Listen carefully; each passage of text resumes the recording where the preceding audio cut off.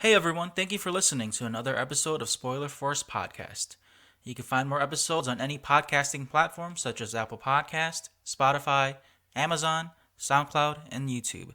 Don't forget to subscribe and make sure to follow Spoiler Force Podcast on Facebook, Instagram, Twitter, and Twitch. This is Yatco, and you're listening to Spoiler Force Podcast.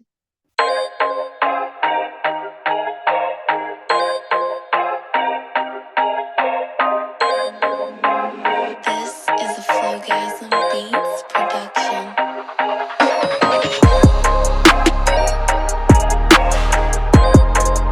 Alright, so this is episode 92 of Spoiler Force Podcast. My name is Ricky, and thank you for tuning in. This week's guest is someone I'm extremely happy to have. If you've been following the Jujutsu Kaisen anime series, or even if you read it, it's one of the hot animes right now. And after having Adam MacArthur last time, I was so happy to have this guest on. She's the voice of Nobara. She's done voices for games like Naraka Blade Point. She's even in Genshin Impact, which is one of my favorite games. So let me introduce my guest here, Ann Yatco. Thank you so Hi. much for being on the podcast. Thank you so much for having me. I also It's love that. I'm trying to work my way through Inazuma right now. see, I'm so behind on Genshin right now because I get so caught up with the side quests and everything but the main Totally. storyline. So when all my cousins play and they're like, "Are you in Inazuma yet?" I'm just like, "No, I'm not even nowhere near Honestly, that yet." I didn't play for like 6 months, and then when I booked it, I was like, "Oh no, I should start up again." And so I still have all kinds of side quests, like backlogged, and I was like, "I'll get to them later. I'll get back to them later, but I just need to get to Inazuma." Have you gotten Aika yet? Have you I pulled her? did. I You did? got her. Oh my gosh! And See, then like today I was trying to roll for her for a second time to get her to C1, and instead I got Yanfei, so I'm really excited because I didn't have her yet. I didn't pull Yanfei, but I pulled the other 4-star that came with Oh, Changyun, I love him. I pulled that with the banner. But yeah, man, Genshin, the selection of characters, and like I can go on forever with Genshin because like Oh, me it's too. it's one of those games that like I honestly I have all my cousins they're bigger gamer nerds than I am, and they like built their PCs for gaming and for Oh, stuff like dang. that. So when they told me about Genshin the first time, I just played it just because they were playing it, and then by the time I knew it, I was hooked. And then since it's a gotcha game system, I threw money in there, and then by the time I knew it, I'm Hmm. like, I can't quit now. I already put money You've in this game. invested, man. Yeah. And but like it is worth, I guess you could say it is somewhat worth the price to pay because like there's so many champions or characters to pick. Storyline's amazing for that Oh my game, and god. then The when lore you runs announced, so deep. oh yeah, I I love like the just like one of my favorite, I guess, storylines in there was when you find out that when Zhongli is a god too. Oh, So Zhongli's one of my favorite characters in the game. he's so great. I wish I had him. Oh, you know, I I don't. I got so lucky with Zhongli. Like I was trying to because I think his banner was before Tartaglia, so I Mm. pulled Zhongli, and then when Tartaglia came out, I actually used a little bit more money than I should have, but then I kind of regret it because I just wasted primos and my pity on Tartaglia at that time because I don't even use him now, and so Oh no. yeah, so I'm trying to like stay smart about this next couple banners that are Mm, coming up because I know fair. that Aika's the hot one right now, but then there's Yeah. also the other Inazuma characters coming out. And so I'm like, man, Hmm. I should probably save my primos for those characters.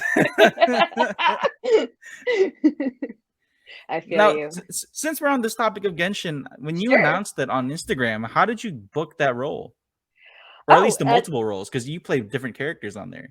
yeah. So, usually what happens is, I got, or what's common is I got an audition, like I got sent an audition packet, had a bunch of different roles in there, um, and then I got an email from my agent saying that, oh, they cast you and they want to cast you as these NPCs. I'm like, okay, great. I didn't actually audition for any of the characters that I played, but I think they saw from the audition that I sent that I was capable of doing those characters, if that makes any sense.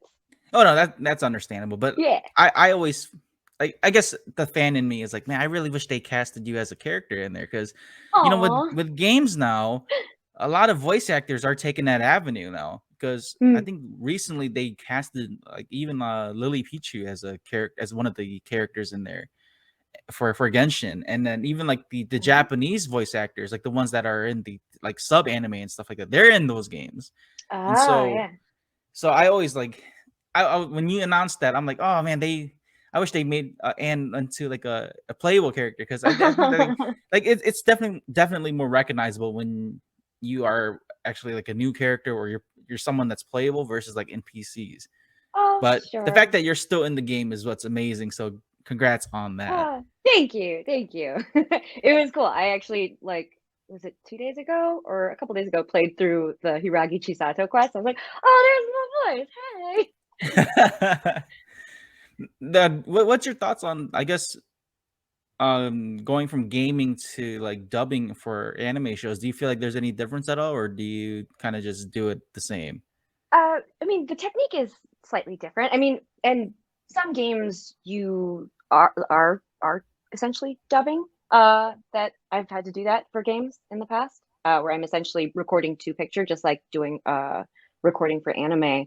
But a lot of times with video games, you're just reading off an Excel spreadsheet or a script that they send you, and like you and the director are talking. You nowadays usually just over Skype or for Source Connect, whatever program you're using, and you're talking about like, oh, what is happening right before the line, and then we do a couple of takes, and then we refine it and get it to where the director wants it, and then move to the next line.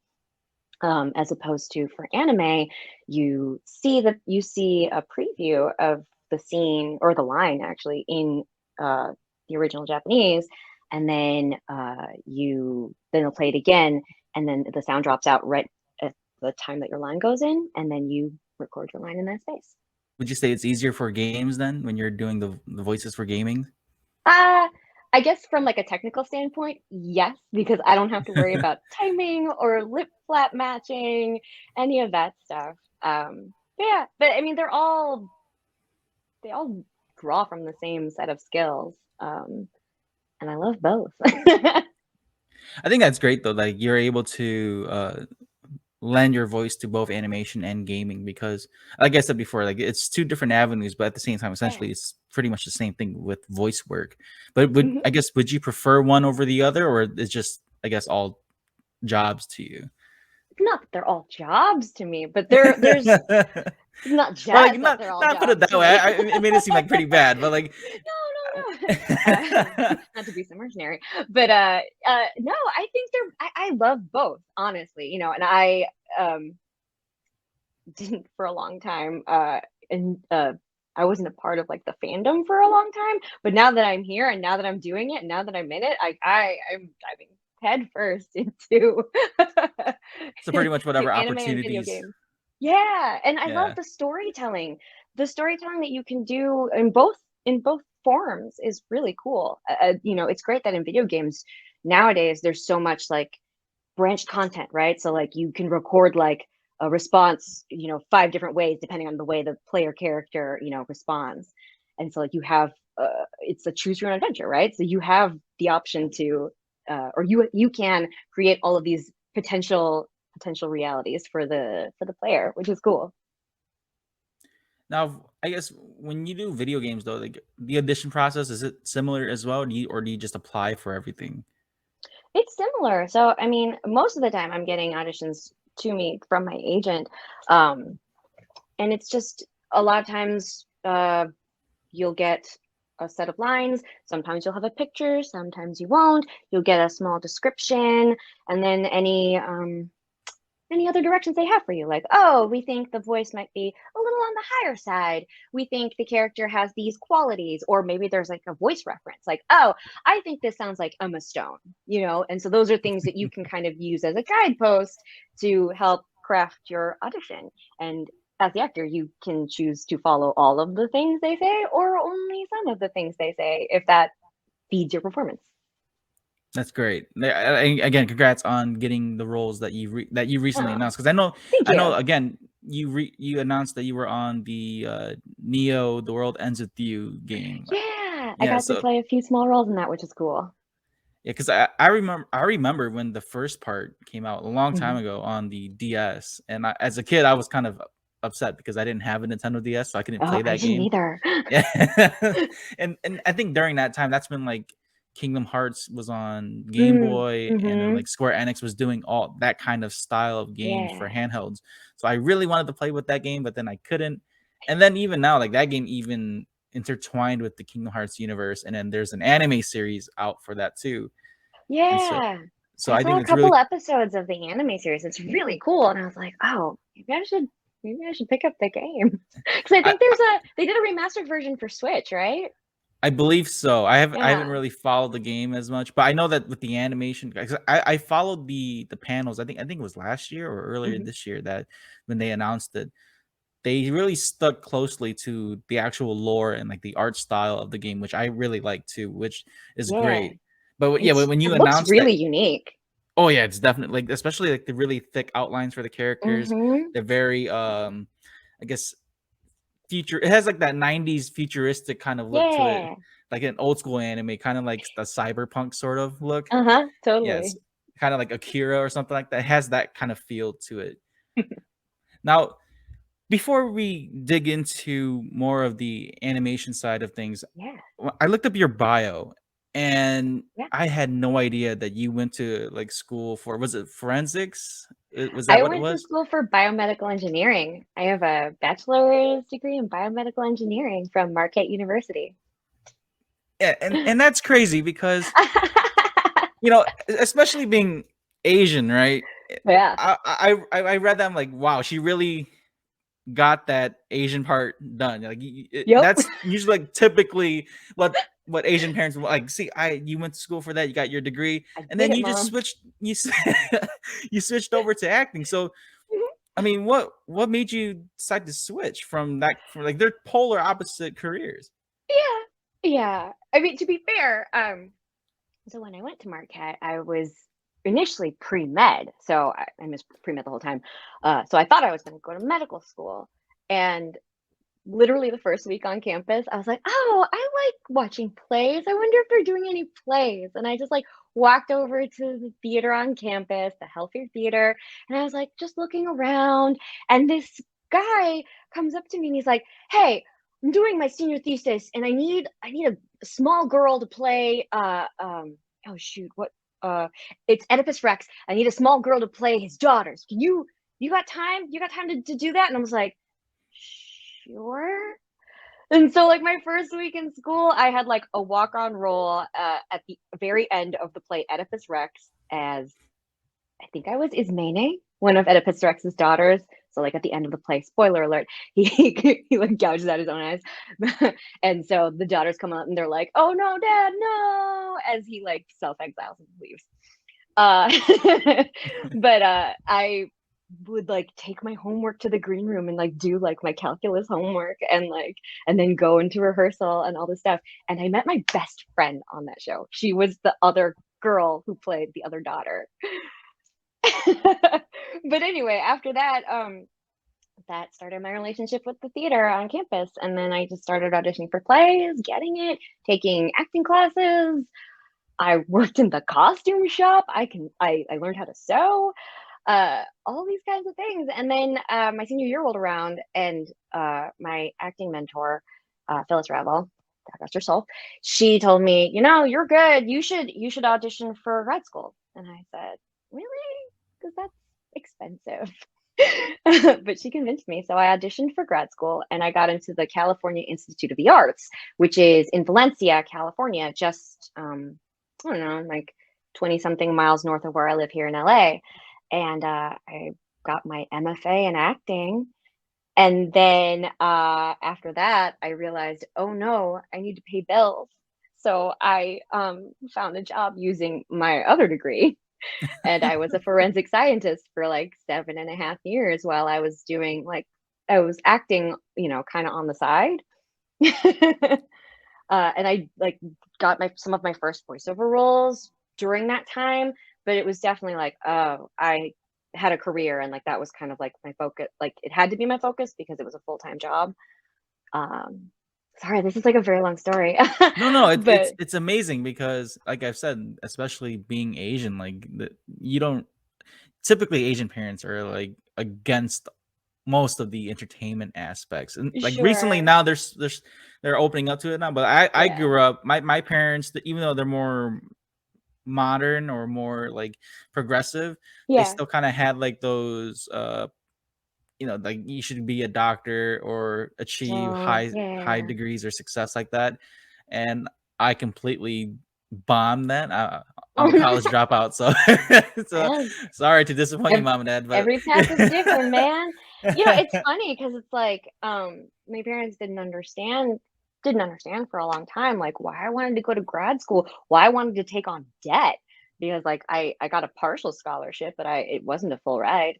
Um, but, I persevered and I found a way to pursue my dream of being an actor while still, having this other career, and that helped my parents feel better about, watching me move away to the West Coast, half a country away, and, living my life out here. But, it's not that they weren't supportive of me, more so that they, rightfully so, were worried that if I were to pursue acting full time, there's little net below me if I failed. And right. so, Yeah, uh, you that know, that that I understand, like, because that's what my folks did for me too. Because I guess when I was trying to pursue other career options, they would always be hmm like, do you have a backup plan? What if this yeah. fails?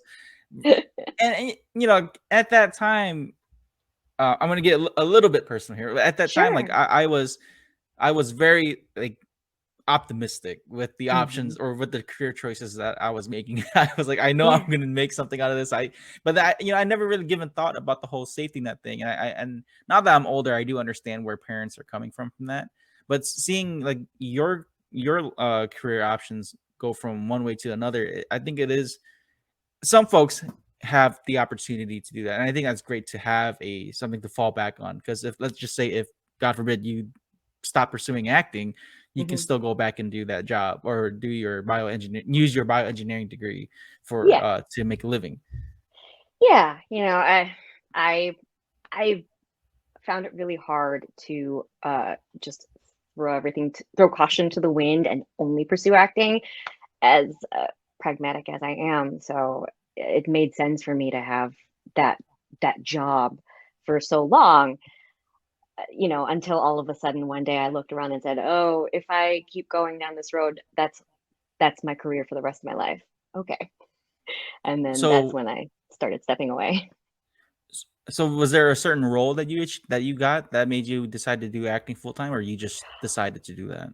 It's the latter. I kind of just was like, what year was it? Maybe 2017, 2018. My husband and I, we have a great relationship and he's so supportive of me. It's ridiculous. But, we looked at our finances and we were like, okay, I think if I were to quit my job, we might have like a year or two where we're living off of basically one set of income that, I think you could like pursue stuff hard, because at that point I was also doing comedy. So I was doing, and I still do, but I was doing improv and sketch, like multiple times a week.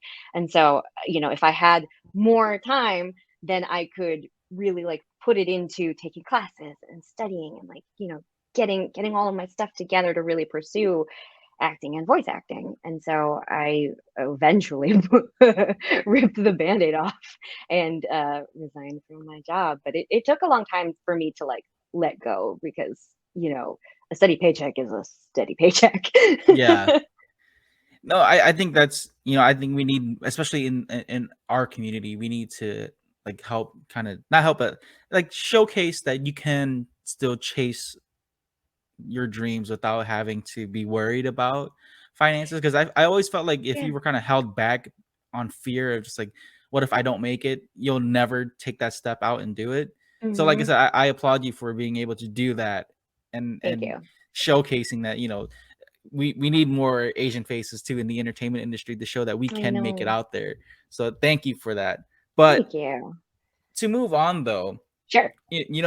I was because I only found this out initially because I watched I forgot what YouTube channel was it, but it was they had the whole Jujutsu Kaisen cast Mhm. together on a panel, and it was like you, Adam MacArthur, Oh, it was Kaiji, and oh, Anime News Network, yeah. yes, yeah, you guys had like a 45-minute panel, and I watched the whole thing. And when they brought that up, I was just really, again, I was really surprised that you were able to do both career options.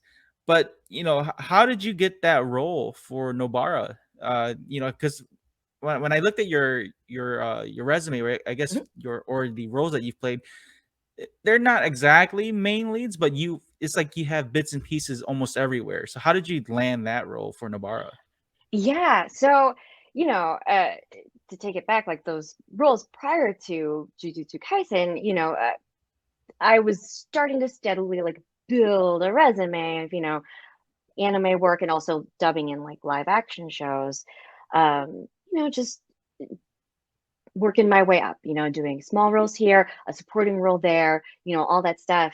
And then Nobara came around shortly after I got my agent over at Vox. Um, and where I was starting to like audition more. And this audition kind of came to me because I had done a different show with the same studio a while back. It was a live action dubbing show, but I must have gotten put on their short list for casting. And so I got this audition and I watched the first 3 episodes because I was curious about it, fell in love immediately, and was like, okay, I gotta do this. I gotta do this just right. And then I left it until the day it was due. And then and then I did the audition. And then eventually I got a call that I got it. No, I just felt like when I was watching it and when I was, seeing Nobara's first episode, episode 3, like I got it. Like I recognized that character and like it resonated with me as like parts of me resonated with that because there are parts of me that I feel like are very similar to her. Uh, and I was like, I know I can do that, and I did it. And then I had to like put it away from my mind so I didn't think about it or obsess about it. And then one day, ta-da! I'm thinking back to like how when Adam got his role as Yuji, and you Mhm. guys, the way how you guys both got the roles were like just so casual. It's like Adam was telling me like when he got the role for Yuji, he just got the call, and by the time he knew it, he got booked. And it's similar to yours. Like it's just you guys just did what you guys had to do, and by the time you knew it, you guys were called for the cast. Yeah. Did you know Jujutsu Kaisen was gonna be like as big as it was too? I didn't know. I didn't know because I hadn't read it before. I like did my homework and like I read like the Wikipedia article on it, read up on like what the show is about, who these characters generally were, so that I understood it. But I didn't at that time have a sense for how big the series was as a manga, and hardly any idea of how big the series was about to be as an anime. Yeah, because for me, I discovered Jujutsu Kaisen through some friends on Facebook. They were Mhm. I think I made a post about like what to recommend for anime, Yeah. and Jujutsu Kaisen and Chainsaw Man were the two that a lot of people were Oh recommending yeah. for me to read. So I read a little bit of Jujutsu Kaisen before the series came out, and then by that time I was just like, I'm just gonna wait for the anime to be released. And so I watched the sub first, Uh-huh. and then that's again when I got Adam MacArthur on the podcast. That's when I went back to watch it in dub. And Oh yeah. again, I'm very surprised to see how well you all have done for the show, because just Oh, even listening to thanks. your voice now, it seems like you didn't have to change too much of it to be Novara. I can still I hear didn't. I Novara out of your honestly voice. didn't. That's part of the reason why she resonates with me. Like like that lives like right there. That's my sweet spot. And speaking of resonating, her technique resonance. Oh yes. In Ooh, I that didn't even in plan in that. that finale, what was your thoughts on that? Because I could at this point when I talked to Yeah. Adam, I couldn't even talk about the finale with him. I couldn't geek out with him. So Yeah, yeah, we talked about like how him and Toto were, or Yuji and Toto fought the beast or yeah. the monster. But since the first season is done, I can geek out about the finale and how great it Yeah. was. So what was your thoughts on that? Seeing like how Oh, Nobara just like emotionally and mentally switched from. Oh my God. Yeah. So like at that point, by the time I was recording it, I had already seen it in the sub and I had already read through that portion. I think I'd already caught up fully by that point. So like I'd read the chapter or the chapters where that fight takes place. And so like I knew at least what her arc was looking like, but to like see it in action and then to hear how the Japanese actress Asami Sato does it is she's so good. Oh my God, she's so good.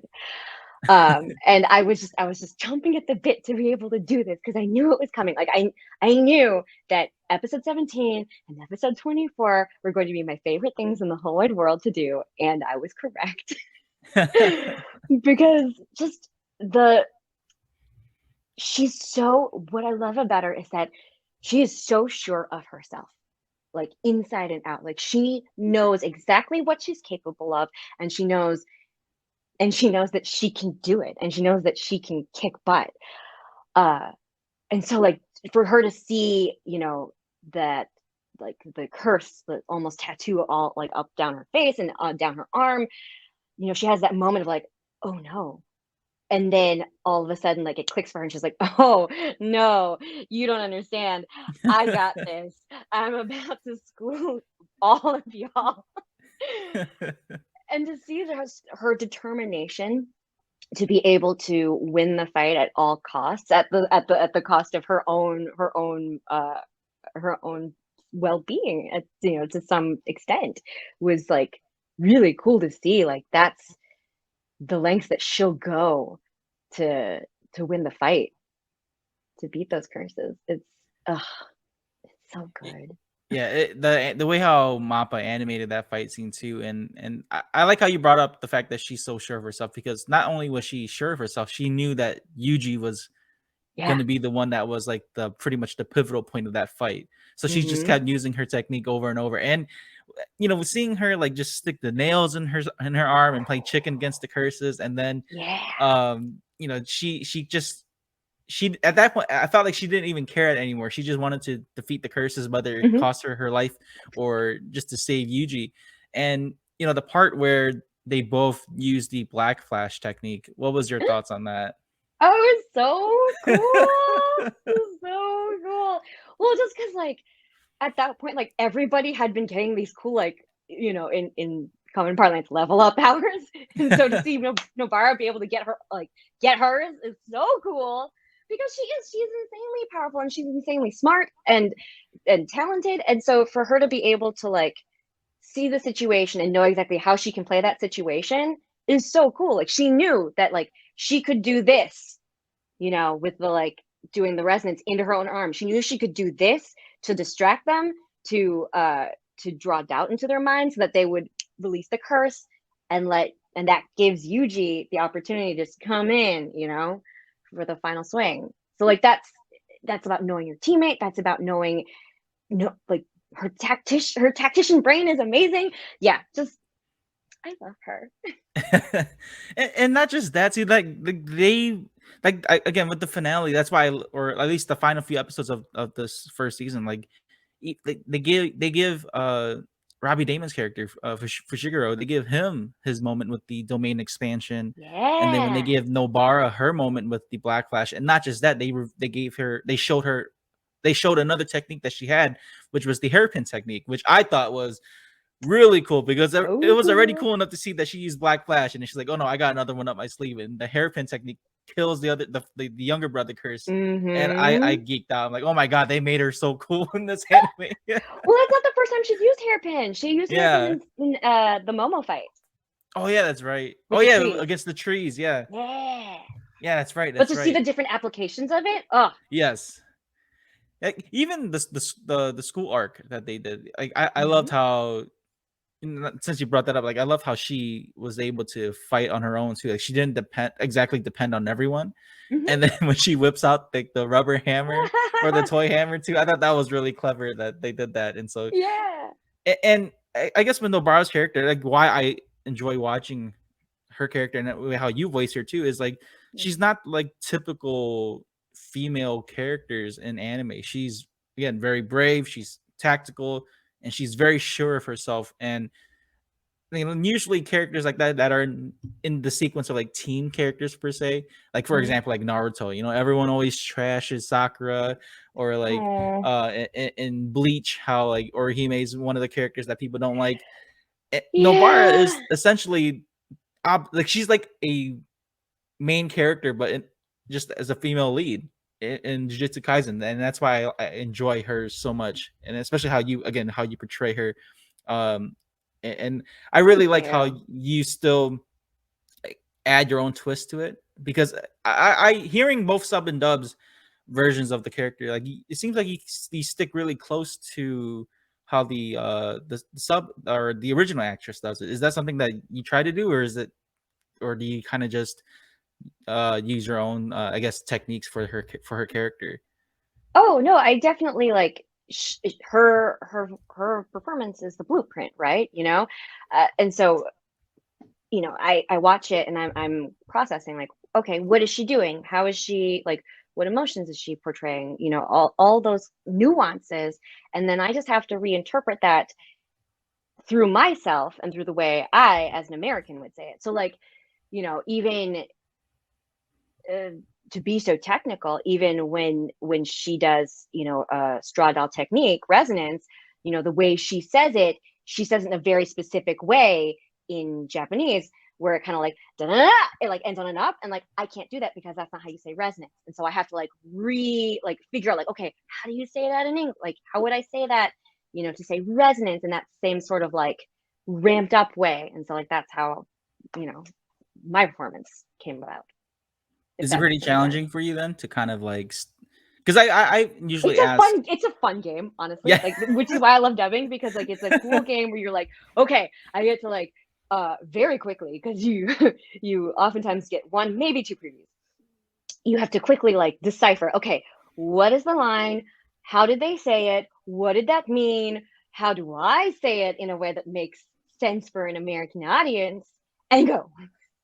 It's very quick-witted, which because like, again, speaking with dub actors, or like English dub actors, and watching and listening to sub first, I really enjoy like the techniques that you guys use, and it, honestly, the skill set that it takes to put your own twist to it, or to still make it seem alive in the English dub, it is a challenge in itself. And now that I'm giving it more chances and stuff, I start seeing like, okay, so it's not so bad, because I talk about being like a the sub person for the sub versus dub. I definitely enjoy when I hear English actors have their own, I guess, their own style to it, and I again, like I said, with how you do Nobara, I completely enjoy it, and thank you. I really think that Jujutsu Kaisen itself, like the way how everyone does the cast, how you guys all play these characters is amazing. It doesn't seem so, because there's been past animes where other shows where other actors doesn't seem like there's emotion in it.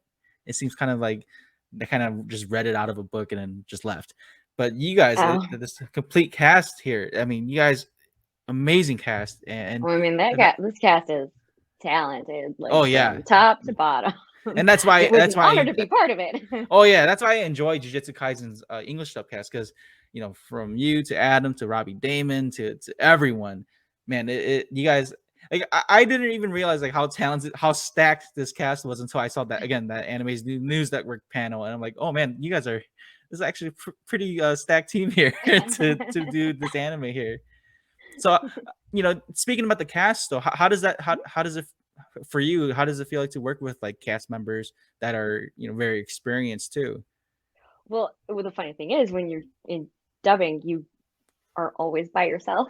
So like, I never had the opportunity to quote unquote work with any of my castmates, but you can hear them I'll hear them in my headphones, excuse me, when I'm recording, if they've already recorded that scene. So sometimes, actually at the beginning, from the beginning of my of my episodes, for a long time, I was the first one to record out of each of the scenes for most of the time, probably through the first third of the show, just because like I only showed up at episode 3, so I was able to like be the first one in while Adam is still recording a bajillion lines for Yuji in episodes 1 and 2. But yeah, so a lot of times it was just me hearing only Japanese and no one else for a long time. So whenever I did get to hear one of the other guys in in what's already been recorded, it was always such a treat. So like that's like the only way really that I quote unquote work with my castmates is being able to sometimes hear them in the previews right before I record my line. And that's a treat because it's nice to be able to react off of something that you understand more fully than say a line read in Japanese. Is that due because of the whole pandemic, or is it usually just Oh like that, no, working by yourself? it's usually like that. In dubbing, usually it's just you, you and the engineer and the director. But you record all your lines by yourself, and then they put it all together. So that's part of what's tricky about it is it's not like when you're doing like a play or even on camera stuff, you have a scene with a scene partner and you're doing a give and take and you can react super organically off of like what they do. You can still react organically off of what you hear, but it's not like you're seeing your scene partner, or anything like that. Have you? I guess are there has there been any table reads at all then, or you don't have that with I guess with animation dubs? In anime, I don't think they do table reads. In my experience, I've never had a table read for anime. For like traditional animation stuff, yeah, I've been to a table read, but not for anime. Well, because like it's got such a fast schedule, right? Because the Japanese version is already done, the sub is already out, it's either one of two ways that I've done it. So it's either like a simuldub, like Jujutsu Kaisen was, right, where the episodes are already out and you're just everyone is playing catch up, right? Or we're like on a schedule where we're like 5 episodes behind the sub, and so we have to keep the pace.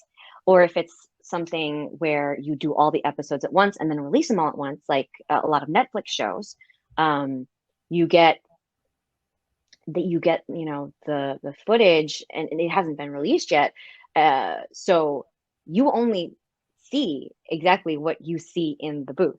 So like a lot of times for Netflix shows, like I won't know a lot of context because I won't have been able to watch I had not yet been able to watch what came before for context, if that Okay. makes sense. Yeah. That I can see why they do that because you're really just doing your part and then that's it. Yeah. It's not like you're watching the entire reel and then like just doing it. Yeah. But that's understandable then. I just I guess it just gives me a different perspective on how you guys do it in Hmm. dubbing then because I guess it gets confusing too because like so many like live action shows they tend to have table reads or they Hmm. all get to like be around each other so they get to know how to interact with each other. And Yeah. I guess with animation then it means or in animation is just you're kind of just doing your part of or reading the Well, lines. like if it's like Western animation or like original animation, a lot of times they do table reads for episodes, and sometimes they do cast records. So for shows like probably should I mean I'm guessing because I've not been on them. Probably for shows like Bob's Burgers or Big Mouth, those types of shows tend to have at least table reads, if not also like the cast records in the studio at the same time, which allows for more interplay and like you can do more improving between lines and stuff, uh, especially for shows like that, which have that kind of feel to them. Yeah, because with animation, then it's already done pretty much. So you just have to like fill in the blanks, sort of for anime, right? For anime, yeah, Yeah. you're just putting your voice in. Do you want to start your own podcast? Then sign up with Buzzsprout. Buzzsprout has helped hundreds of thousands of users to begin their podcasting journey. With easy to use tools, you can effectively get your podcast onto many platforms such as Apple Podcasts, Spotify, Amazon, iHeartRadio, and more. You can view stats, create audio clips, and even have your own podcasting website. Buzzsprout also offers ideas, tips, tricks, and tutorials to help you improve your podcast. Follow the link below, and once you sign up, you'll get a $20 Amazon gift card. This will let Buzzsprout know that I sent you and also support Spoiler Force Podcast. Happy podcasting. Want a simpler way to record both video and audio podcasts? Then sign up with StreamYard. StreamYard is the perfect program to create podcasts, host live streams, and even do video calls. There are many tools to help you create and design your own personal studio. You can screen share, read live comments, and stream to multiple destinations such as Facebook, YouTube, and Twitch. You can also download your video and audio recordings after each session. Follow the link in the description, and once you sign up with the basic or pro plan, you'll earn a $10 credit to use for StreamYard. If you're into anime, manga, or anything that's from Japan, Otaku Detroit is the place for you. Located at 513 West 11 Mile Road in Madison Heights, Michigan, you can find a variety of manga books, anime figures, collectibles, posters, snacks, and even authentic items from Japan. Stop on by to see store owner Matt and let him know Spoiler Force sent you. Now, I know that you're going to a convention. Is it next week? Oh my gosh, it's next week. Yeah. I'm going to Otakon. next Otakon, week. yeah. Is that your first convention you're going to? It or- is my first convention as a guest. I've only been to one convention once, like 10 years ago, I think. My cousin really wanted to go to Anime Expo here in Los Angeles, and so I let her talk me into dressing up in where were we? I forgot what we were wearing. We were wearing these like cute little dresses, and then we like walked around, looked at some art. I actually went to I think what I went to was the Adventures in Voice Acting panel. And I remembered I heard Kristen Freeman talk, and I was like, oh, this is really cool, because this is this is before any of my any of the roles I'd ever booked for anime. So like I was still very new into like what voiceover was, and just kind of getting my feet wet in terms of like taking classes or like auditioning for things. And then I was like, oh, anime, that's a thing you can you can get hired to do. Oh, that's really cool. Like I heard him talk, and he was like describing the process, and I was like, oh, that's neat. And then a couple years later, I think I booked Knights of Sidonia, I think was my first anime that I did like small roles in. Yeah. So being a guest, then that must be very exciting for you to just, It's because you're cool. invited now. Because I looked at the guest list for Otakon, and sadly I won't be able to go. But Oh, you guys have like it's an amazing guest list. Like you're yeah. gonna be there. Adam MacArthur's gonna be there. KG's gonna be there. Yeah, and some of the Demon Slayer cast's gonna be there, Mhm. and yeah. So And Final Fantasy VII remake cast too. and yes, you were in that game too. I was a bunch of NPCs in that game. I forgot to bring that up. Yeah, that's right. You were in Final Fantasy VII remake. Yeah. Yeah, that's did you play that at all as a kid growing up? My husband and I, we don't have a PlayStation, so I haven't been able to play it yet. But my brother did, and then I asked him if he like where he was, and he had already blown past the two areas where I had characters, and I was like, great, good job. Yeah, like just because the Final Fantasy stuff, I'm a huge fan of the Final Fantasy lore itself, and the remake itself was something that was long overdue, and to know that, like when I was before I emailed you to look up your resume and just to see that you were in the casting for that's again amazing, and I really think that's cool, because a lot of I noticed that a lot of the people that I'm trying to reach out to, a lot of them have like credits in Final Fantasy VII remake, and so They needed a lot of additional voices. yeah, exactly. And it's such a huge game, Yeah. so I think that's great that you get to be a part of that Totally history is. for Final Fantasy VII. Yeah. But to bring it back to conventions though, is it Otacon's gonna be your first one? Or have you been booked for anything else, or have you been invited for anything else as well? There are a few in the works, but nothing has been announced yet. So I'm kind of gonna just keep mum about that. But there will be more, I think. How do you feel about conventions opening up again? It is a little scary. I'm not gonna lie. I have wrestled with that a little bit, knowing how the state of the pandemic has kind of taken a nosedive lately.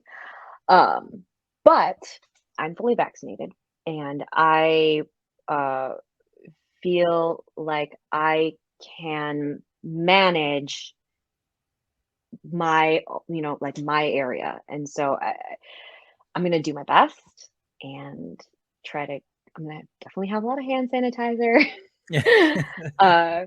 have my mask on, just try to be good. But I also know that like a lot of people are coming, and I want to go, and it's a hard choice to have to make, or a hard decision to have to like wrestle with rather. But I think I'm doing what's best for me in going. Also, it's going to be really fun, I think, maybe. Oh yeah, I miss going to conventions. I mean, since I don't think I think the last conventions I went to was probably late 2019, Oh and yeah. then I was getting ready for the conventions last year, and then they all got pushed to the dates that are actually just passed recently. And Oh. I couldn't go to. I haven't been able to go to any, and I'm having like the convention itch right now, and I get really like salty about seeing people going to Oh conventions no! and meeting Don't people. get FOMO. Yeah, I was like, oh man, I want to go so bad.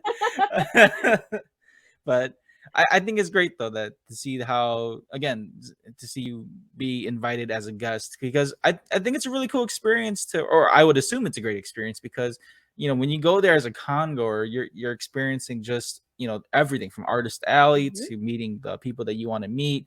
But then as a guest, you get to see how people interact with you and to see how your work has influenced or even changed people. So I think that's really cool that Oh, you'll be able to get to meet your fans. oh, I'm fully prepared to just burst into tears out of happiness meeting people. Yeah. Have you thought about, I guess, I mean, I don't think you would, but would you consider cosplaying at conventions? Uh, Funny you should mention. I have a costumer friend of mine is helping me make a costume, but it's not going to be done before Otakon. But you heard it here first. Your girl is gonna do her first cosplay, and it's gonna be Nobara. Nice. Yeah, I saw on your Instagram how you had the. Did someone make you the doll and the hammer, Oh, or did you make that yourself? Matt Rudd, who plays Panda on JJK, he is also like a crazy amazing prop maker, and he made me a prop hammer and nails and straw doll for my birthday, That is awesome. which is like the sweetest thing in the whole wide world. And it looks amazing, and they're so lightweight, and I love them. Wait, here, they're like right next to me. Hang on. Okay, perfect. I just want to show it off. Ugh. Let me pull the thing out. Okay, so you've got hammer. This is the hammer, and there's the little heart on the top. It's so light. And then he also made a couple of nails for me. They're like, I think they're made out of like chopsticks. So they're like, again, super lightweight, which is easy for like carrying around if you're cosplaying. And the straw doll. Those It's look just like so legit. Like even they look amazing. the hammer looks like a real like hammer. Yeah, and he Before like you mentioned the weight thing, I thought that was like a real weighted hammer. yeah, just the way he painted it, it looks weathered, it looks used and like well used. It's beautiful. It's beautiful. I So think that's yeah. great though that you're gonna be cosplaying Nobara soon, because yeah, again with a lot of the Japanese voice actors, a lot of them do that too with their characters and Mm, dress up like their characters and bring that persona to life. So I think that's really cool that you want to do that too. I totally want to do it. Are you kidding me? She's so cool. Now I do have some fan questions here for Oh, you. sure. Um, again, like earlier before we started recording, when you hopped on the video chat, I was still like Uh-huh. typing in some last minute questions. Um, No worries. so let's see. One here is from a good friend of mine, Julian Hester from What's in My Head podcast. Cool. He asks, Hey. out of the roles you've played, which have been the most gratifying? Oh, I mean, Probably Nobara. Just like on like the grand scale of things, right? Like you, at least right now, you can classify my career as before Jujutsu Kaisen and after Jujutsu Kaisen, right? Just even from that like kind of mercenary standpoint, but also because she is because I resonate with her so much, because she kind of just like lives in me, and because she's such a wonderfully fully realized female lead character in an anime who is feminine but doesn't feel the need to necessarily be girly all the time, but also doesn't necessarily um, feel that it impedes her abilities as a sorcerer. You know what I mean? Like she lays claim to all the things. And I think that is such a cool thing for a character to say. And I want to live like that, you know? Yeah, isn't that one of her lines that you say too? Like Yeah, how she's like she can be both yep. pretty and And tough at the strong. same time. Yeah. Uh-huh. Yeah, I really like how Nobara's characteristics like that. How she doesn't let anything, whether her like her storm, like not her storm, but like her mindset of just being confident in herself. And that again, Yeah. that's what makes Nobara so great, is because she's so confident and she knows how good she is. It's not like she's Yeah. pushing to be great, because she already knows that she's great. Mm-hmm. So I have another question here is from my cousin Michael. He asks, again, it's regarding to Nobara. So he Sure. asks, let's see, which of the characteristics do you enjoy playing more, the serious side or the more funny, goofy side? Because I know that in Jujutsu Kaisen, there are moments where Nobara is funny and goofy Oh too. So, yeah. so what do you like? Which part of her personality do you enjoy portraying more? You don't make me choose. What I love about Nobara is that she is both at the same time. Like she can ping pong between these two modes like at the drop of a dime. I mean, I I love comedy, and so being able to do these like really funny bits, just really wild stuff is like it's great. And I love that I get to do that and the super serious stuff and all the fighting grunts and all of the like called out move names all in one episode. That's such a treat. I think one of my favorite moments of her like comedic side is like how the show has like the little skits at the end, and Yeah. how her Itadori and why am I drawing his Gojo? Gojo? Yeah, well, see, one of my favorite characters. I drew a blank on his name, but how all three of them assumed that Fushiguro was getting Yes. he Hit was on. being hit on, and they all jumped in there and like they were all making a huge scene, and I Yup. absolutely loved how everyone was like overthinking the situation. Uh-huh. Yeah, that's my favorite Juju stroll of the entire series Yeah. is that one. Because it's like, oh yeah, get yourself a group of friends that will troll you at every opportunity. I read a comment that was like I wonder what their other plans were, because like I think they said what, plan C or It's something like that. plant Like it and was formation B. So yeah, yeah, which leads you to everyone's wonder, like well, what was formation A and why did we not pick that? you're right. So I thought that was just great how like all the characters, are so lighthearted, Yeah. and during like serious times in Jujutsu Kaisen, like they still give you that relief of just being able to still have fun in that anime. Hmm. Yeah. And so the third question I have here is from a good friend of mine, Van Brooks. He asks, would you be friends with Nobara in real life? Oh, heck yeah. Oh my God, I would want to be her best friend. Are you kidding me? Yeah. Because that girl tells it like it is. She will never sugarcoat it. And she's so down. And yeah, I would totally be friends with her in real life. So and as we get close to the end here. Mhm. Again, I just want to say thank you for this opportunity, for being on my Oh, yeah. podcast, and just talking about not just your career, but Jujutsu Kaisen and being Nobara. Again, the way how you portray this character is amazing, and I can't wait to Thank see you. what more roles that you have, and especially with the whole gaming stuff coming out soon too. So congrats on all that stuff. Thanks so much. I really do hope you get a role in Genshin as a playable character, because I think that would be Fingers so crossed. awesome. I hope that's the case, because hearing you portray Nobara, I think that would be a very good personality towards a Genshin Impact character. Oh, if Nobara was a Genshin Impact character. That would be very cool to have a crossover like that. It's like having her hit the nails instead of being an archer, and like it's just hitting all the Yeah, enemies from afar. That'll be very cool. that'd be But so sick. before we do end things, if Mhm. fans or and listeners want to reach out to you, can you let them know where to reach out to you at? Oh, yeah, you can find me on both Twitter and Instagram at AnnJyatco. That's ANNEJYATCO. And I'll have all the links in the description and show notes as well. And Yeah. again, do you have any last words at all? Any words of encouragement for people at all? Oh, I mean, first of all, thank you so much for having me on the podcast. This was so lovely, and it was really nice to talk to you for real. But as far as words of advice, especially for those of us who grew up, with parents that have a lot of expectations of us, just do what you can and do what you can when you can. There is no time limit on pursuing your dreams.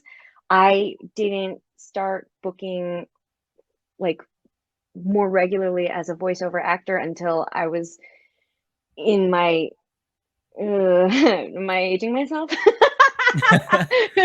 Late Well, you don't have to 20s. say, but Wink, wink. But and so there's there's time for everyone, and there's time for everyone to pursue what they want in their own time, and don't feel like you have to do it the way I did it, or the way Adam MacArthur did it, or anyone else did it. Your journey is going to be your own, and that's what makes it special, and that's what makes you as a performer, as an actor, special. And so tap into those things, and that's what's going to get people to notice you. thank you so much for those encouraging words. And again, Anne, thank you so Thank much you. for being on the podcast. So pretty much this is it. And again, thank you guys so much for tuning in, listening. I Thank cannot wait to you. watch more Jujutsu Kaisen in the future. And good Yes. luck to everything you do. Okay. Thank you very much. All right. So thank you so much. And you guys have a great day. Bye.